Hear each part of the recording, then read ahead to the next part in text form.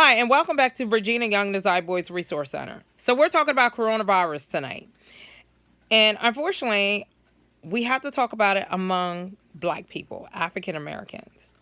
So if you've been watching news, NBC has teamed up and did an interview with Oprah about how in Chicago and Louisiana, black people are very high. So I want you just to listen to what they had to say about that because it's ridiculous.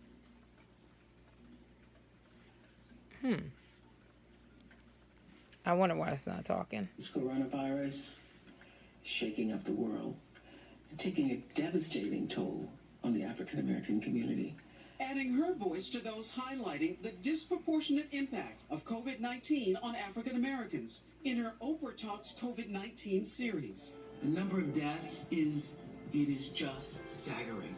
In Chicago, 68% of COVID-19 deaths are African American. In Louisiana, it's 70%, though they're just 30% of the population in both places.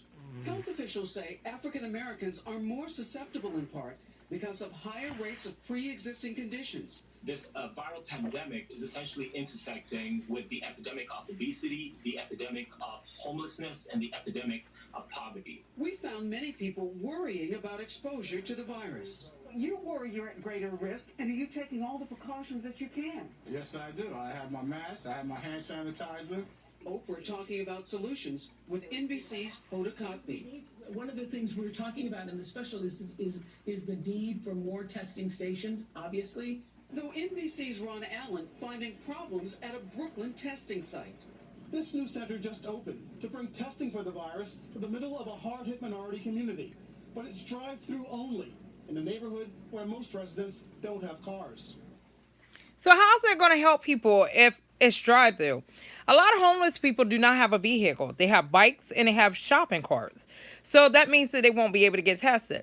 But let me tell you what bothers me. When I'm on social media, because there's nothing to do but stay at home, so I get on social media and I see what's going on and what people are doing and what their plans are or how they're making it during the coronavirus time.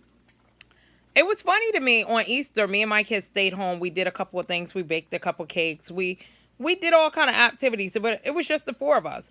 But a lot of people went to their family and friends' house for Easter. Do you know the average person had over 10 people?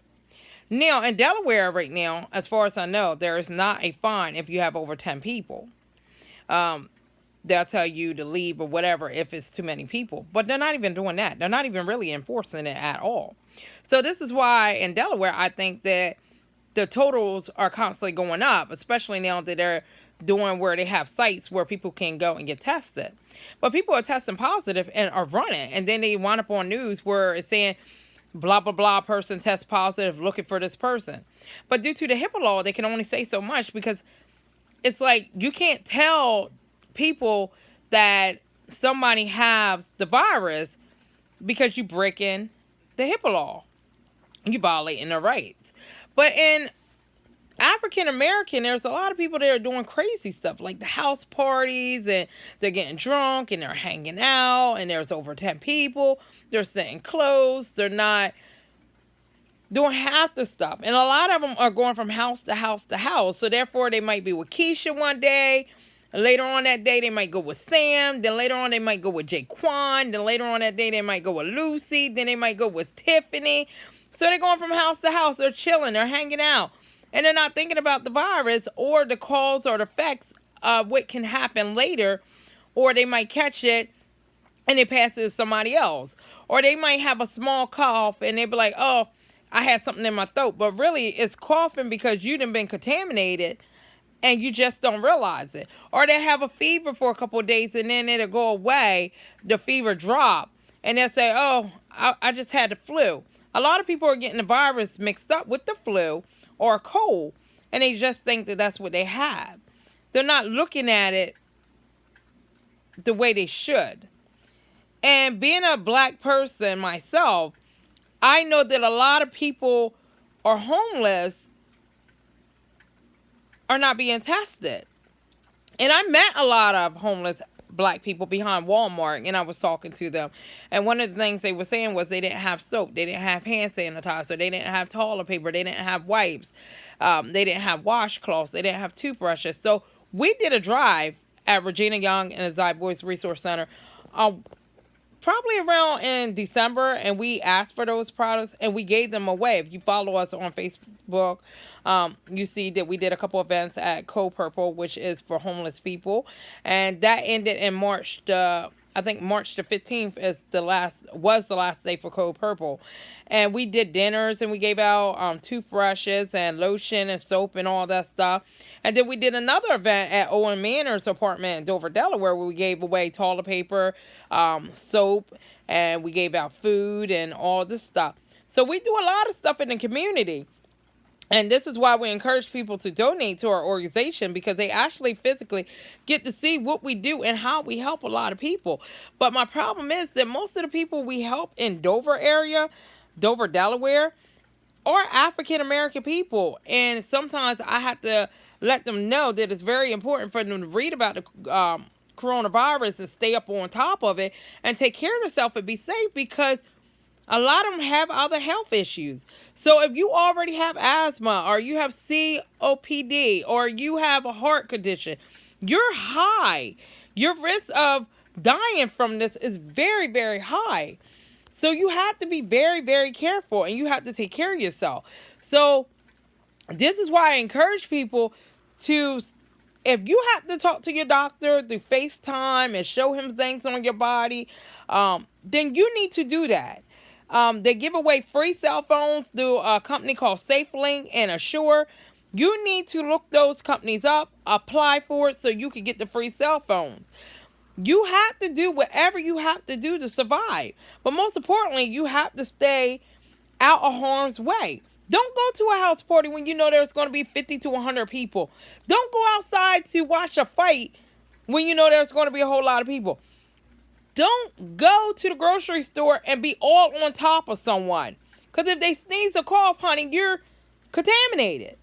We have to think differently. Oprah's message comes as she's donated $10 million towards pandemic relief. For now, everybody needs to look out for themselves and for their neighbors. A new call to action in critical times. Regina Ellis, NBC News, Elizabeth City, New Jersey. Now, the economic disaster from this pandemic, as millions start to receive their relief checks this week from the government, growing concerns over how long they'll help families survive and what else needs to be done. Here's Miguel Almaguer. As our national workforce faces a crippling crisis, by tomorrow, some 80 million Americans could see what they need most: cash in their bank accounts. The Treasury Department says soon after that, a large majority of those eligible for coronavirus economic impact payments will get their money within 2 weeks. The average working family, is only a couple of weeks away from not being able to pay bills. In Oregon, the Benton family, making less than $150,000, gets a combined $2,400 for both parents, with an additional $500 for their children under 17. It might be enough for 1 month to pay my rent, but it won't cover anything else or living expenses, food, my bills, definitely not. NetSpend, which processed nearly... This is why when you get that stimulus check, you need to be smart with it. Pay the bills that you know you need to pay. Pay your rent, your lecture, your gas, your water. Those are things that you cannot go without. Pay those bills. If you have a cell phone but you can't afford to pay the $50, contact Verizon Lifeline and get the house phone that's only $10 to $15 a month. Get rid of Comcast. You can get Netflix, Netflix, Amazon has Amazon Prime. Get internet for $9.99, and then you can watch all the stuff that is on the internet. You have to learn to shop differently, save money, budget money, spend money smarter. You have to find ways. I used to go to Dunkin' Donuts every day to get coffee. I used to get like 4 or 5 cups there because I love coffee. But now I'm learning to make my coffee at home. And I gotta admit, I still love Dunkin' Donuts and still go there from time to time when I'm out and about, but I'm saving money. Like, comment, subscribe. Tell me what you think and what you're doing during this time.